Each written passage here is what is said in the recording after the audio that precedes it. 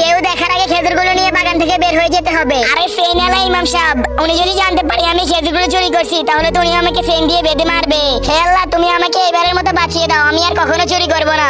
এই পিচ্চি, তুমি আমার বাগানের ভিতরে কেন? আমার বাগান থেকে কি চুরি করেছো? হে আল্লাহ, এবারের মতো বাঁচিয়ে দাও, আমি আর কখনো চুরি করব না। বুঝিছি তোকে এখন আমার। দাঁড়ান ইমাম সাহেব, এই খেজুর আমি ইচ্ছা করে চুরি করিনি। আমার বাবা অনেক অসুস্থ, উনি খেজুর খেতে চাইছে, আমার কাছে কোনো টাকা নাই, তাই আমি এই খেজুর চুরি করেছি। আচ্ছা ঠিক আছে, যদি তোর কথা সত্যি হয় তাহলে তো তুই বেঁচে গেছিস, আর যদি মিথ্যা কথা হয় তাহলে তো তোর খবর আছে আজকে।